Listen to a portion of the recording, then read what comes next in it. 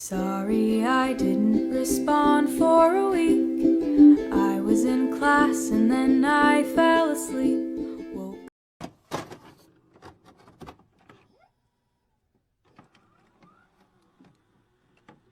Halo teman-teman, kembali lagi bersama saya Salsa Aulia. Saya di sini akan membahas materi tentang teori media kritis atau media critical theory. Pasti banyak yang belum tahu ya apa itu teori media kritis. Nah, sekarang di video kali ini kita akan membahas itu. Disimak ya. Teori media kritis atau yang biasa disebut media critical theory yaitu adalah aliran-aliran ilmu kritis yang bersumber pada ilmu sosial Marxis.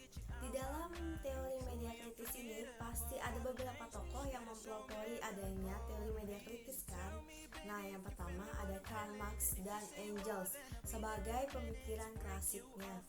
Dan dalam pemikiran modernnya ada beberapa tokoh seperti George dan Lukács dan beberapa lainnya yang ada di sini nanti saya akan berikan. Dalam ilmu ini juga disebut sebagai emancipatory science atau cabang ilmu sosial yang berjuang untuk mendobrak status quo dan juga membebaskan manusia yang lebih dikhususkan seperti rakyat miskin dan rakyat kecil dari status quo dan struktur sistem yang menindas.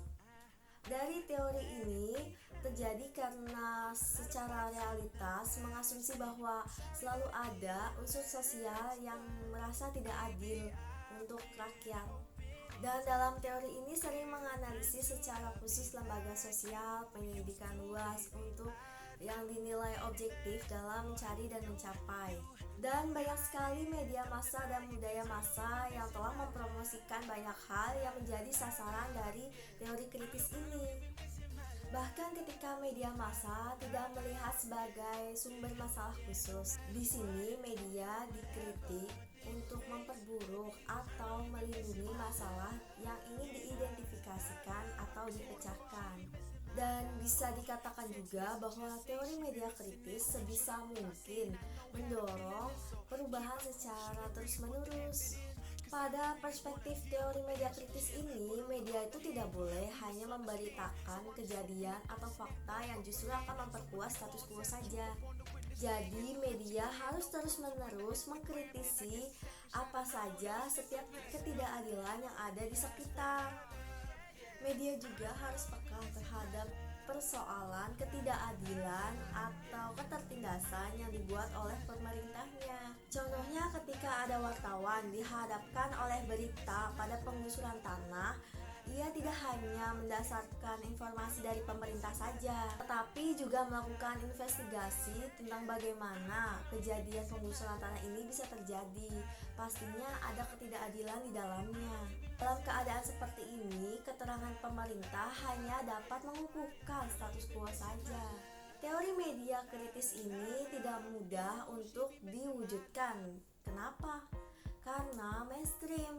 Apa sih yang bikin mainstream? Karena pemikiran suatu masyarakat masih didominasi oleh pemikiran ilmu sosial liberal. Aliran dalam teori ini masih dipengaruhi oleh ajaran fungsionalisme yang memandang masyarakat sebagai wujud dan konsensus nilai dengan menekankan stabilitas dan keseimbangan. Nah, di sini pemerintah tuh biasanya hanya mementingkan stabilitas dan kesatuan saja dengan memandang sebelah mata apa itu konflik, tuntutan, dan pengolahan yang justru menjadi sasaran teori kritis ini. Pemilik modal juga hanya menekankan pada orientasi pasar untuk mendapatkan dan mencari untung sebanyak-banyaknya. Dan para wartawan dan karyawan media juga dituntut untuk mengikuti semua kebijakan yang dibuat. Itu dia penjelasan tentang media critical theory atau teori media kritis.